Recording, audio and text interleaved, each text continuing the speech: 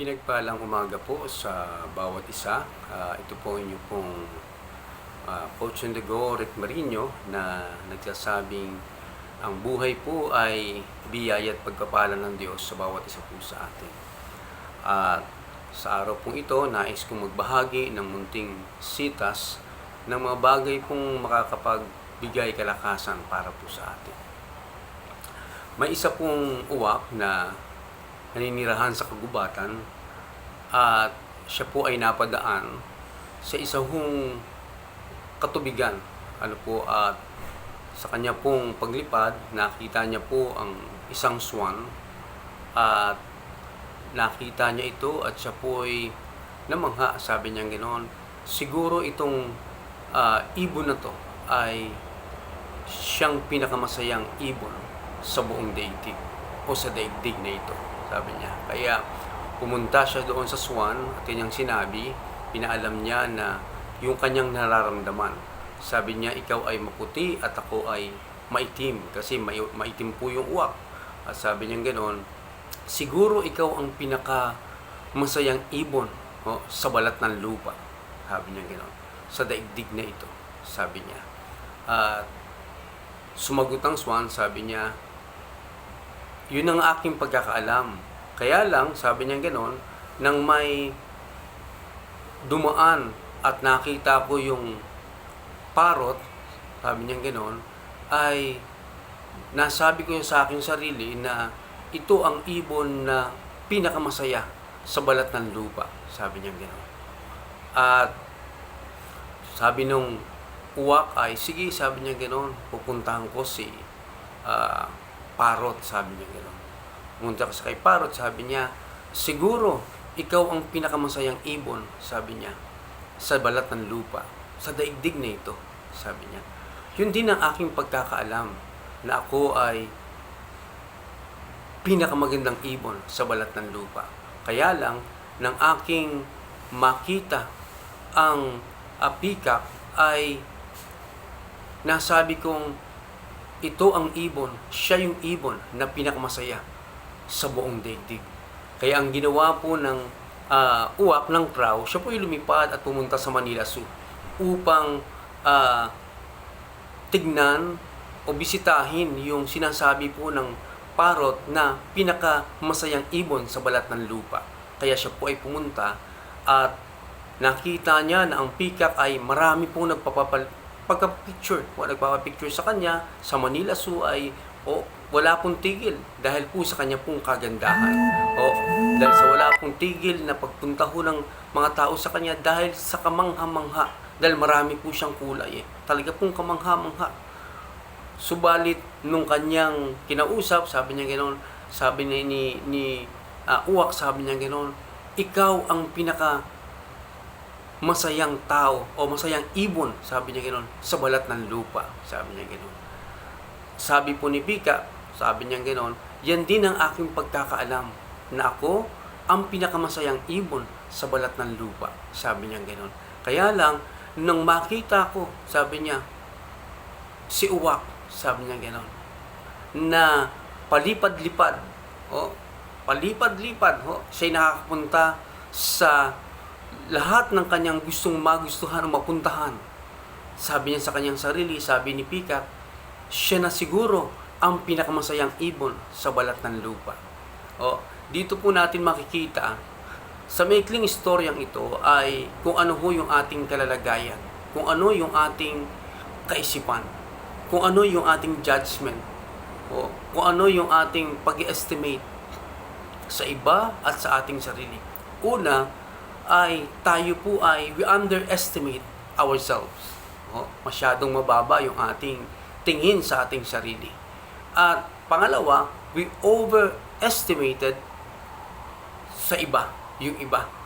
Pag nakita natin mo, sabi niya, ang ganda naman, ang galing naman, panalo naman ito. At dito natin makikita yung kalalagayan ng ating pong sariling pagbibigay halaga. At sabi nga po natin, kung babalikan po natin ang talata po ng mga sitas po ng Biblia, mapapansin po natin nang ang Diyos po ay pumili ng susunod na hari ng Israel, ay hindi na tumingin ang Diyos sa panglabas, kundi siya po'y tumingin kung ano po yung nasa kalooban. Kaya po, nung panahon hong wala pang hari ang Israel, ang nakita ho ng mga tao ay si Saul. Ano po? Si Saul, dahil si Saul po ay matipuno. Si Saul po ay angat o stand out po kasi. Yun ho ang naging pamantayan ng mga Israel para magkaroon ng hari. Pero alam naman po natin kung anong nangyari doon sa kalalagayan ni Haring Saul. Siya po ay bumagsak. Kaya nung humanap uli ng panibagong hari ang Israel, ang sabi ng propeta o ng Panginoon sa propeta, pag ikaw ay pumunta sa bahay ni Jess, huwag mong tignan, huwag mong tignan kung ano ang kanyang panlabas. Kung ang tao ay tumitingin sa labas, pero sabi niya, ako'y tumitingin sa puso ng tao, yung kalooban ng tao. Kaya yun ang hanapin mo. Maging sa panahon ni Haring David, sa kanyang kalalagayan, sa kanyang pamilya, ang tingin sa kanya ng kanyang mga kapatid ay maliit lamang. He was underestimated by his own brother. Kaya nung naghanap po, tinawag ni Jesse, tinawag niya yung kanyang mga anak at pinakita yung kanyang mga anak na matitipuno. At si Haring David ay hindi nasama doon. Kaya sabi ni Propeta Samuel, sabi niya, wala na bang iba kayong anak? Sabi ni Propeta Samuel na kanyang hinanap. Meron kaya lang hindi ho siya panghari. hindi ho siya panghari ang dating. Kasi siya po'y nagpapastol. Yun po ang kanya pong ginagawa. Kaya he was underestimated ng kanya pong pamilya.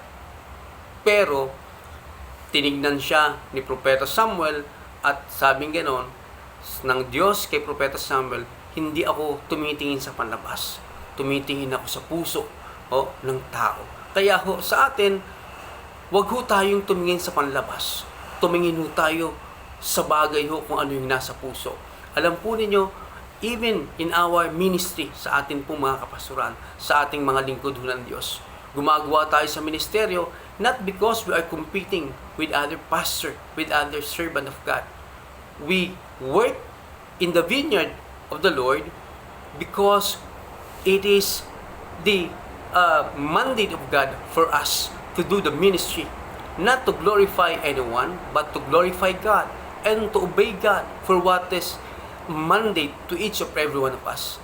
Minsan, we underestimate ourselves as worker of God kasi nakikita natin yung mga pastor na kasama natin, panalo ang galing ng kanilang ministry. Ang kanilang ministry talagang nagpapakain ng daang-daang mga tao.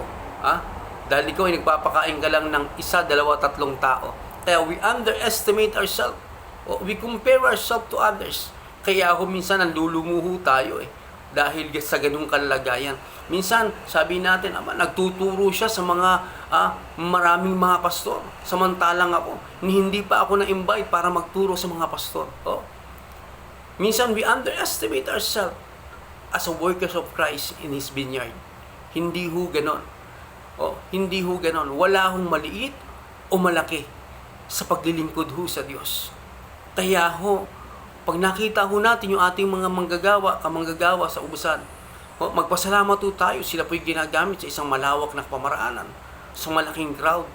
Kung tayo po ay nakakita ng ating mga lingkod ng Diyos na maliit yung kanilang crowd, magpasalamat po tayo sapagkat sila nakapaglilingkod sa mga bagay o sa mga crowd na hindi ganun kalakihan. Kasi yung iba, totoo naman po pag maliit po yung crowd, ayaw nila magturo.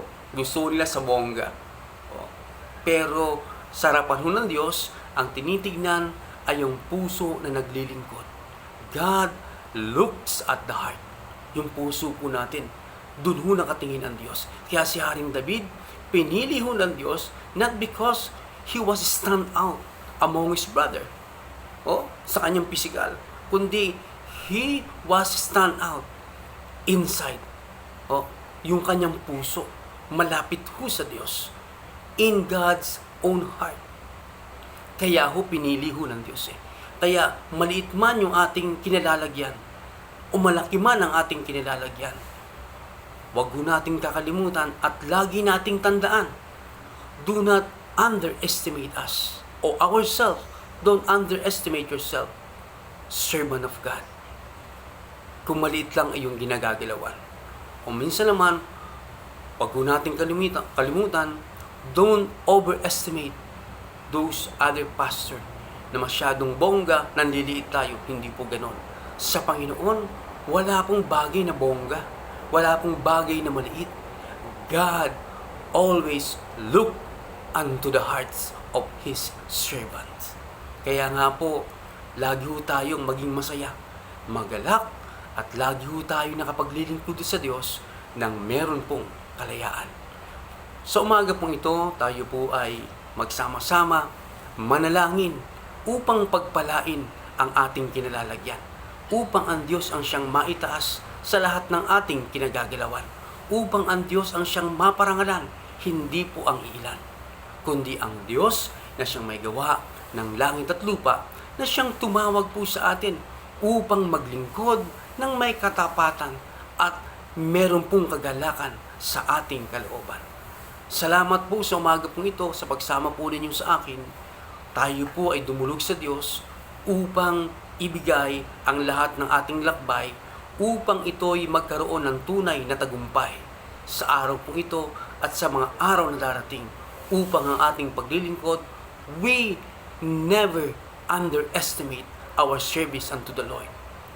And sometimes do not overestimate others for the Lord. It's always God who looks at the heart. Manalangin po tayo sa umaga po ito. Panginoon, aming Ama, salamat po sa oras pong ito na binigay niyo po sa amin, sapagkat kayo ang Diyos na mapagpala. Kayo ang Diyos na aming pong pinaglilingkuran. Anumang liit o laki na aming kinagagalawan sa aming paglilingkod, nagpapasalamat po kami sapagkat you give us an opportunity to serve the God of Israel, the God of Isaac, the God of Abraham, the God of Jacob. It is an opportunity for us to be your servant, and we ask, O Lord, to continue to give us a spirit of servanthood, the spirit of love to those who are in need of your word. Salamat po, Panginoon. Ingatan mo po ang puso ng bawat pastor ng iyo pong manggagawa sa inyo pong ubasan. Ang lagi po namin titignan, ikaw na Diyos ng aming kalakasan. Ikaw ang Diyos na aming pong katugunan. Ikaw ang Diyos ng aming pong kapayapaan. Ikaw ang Diyos ng aming kagalingan. Panginoon, sa umaga po ito, patuloy ko pong tinataas ang aking pong may bahay. Nandito po kami ngayon sa ospital, patuloy po na nagkukontinue ang kanya pong chemo. Father, we wait upon your healing in the name of Jesus to my wife, Grace. Alam po namin, ang hindi kayang gawin ng gamot, kayang gawin ng Diyos na siyang aming manggagamot. Dampian po ninyo siya mula ulo hanggang talampakan, na kayo ang kanyang kapayapaan at kalakasan sa pangalan po ng aming Panginoong Hesus. Ganon din po ang may mga karamdaman, kayo po ang siyang umabot sa kanila. Ipadama po ninyo, Panginoon, hanggang sa panahong ito, kayo ang Diyos na siyang nagpapagaling sa bawat uri ng karamdaman. Lagnat man yan, cancer man yan, kayo ang tunay na manggagamot po, Panginoon. Sa pangalan po ni Jesus, marami pong salamat. Ang lahat po na nagtatrabaho, amin pong idinudulog po sa inyo. Patuloy niyo silang bigyan ng kalakasan at pagpalain upang, Panginoon, sa bawat larangan na kung saan niyo kami tinawag, patuloy kayo ang siyang aming pararangalan. Pagpalain niyo po ang buong maghapong ito sa bawat isa po sa amin. At patuloy aming sasabihin, kayo ang Diyos ng katugunan, kasapatan sa lahat ng aming pangangailangan. Muli, Panginoon, maingat po namin sa inyong binabalik ang lahat ng papuri, lahat ng pasasalamat sa pangalan po ng aming Panginoong Hesus. Ito po ang aming panalangin. Amen and amen. Muli, ito po niyo pong Coach Dago, Rick Marino, nagsasabing pinagpalang buhay at pinagpalang araw sa ating pong lahat. God bless po.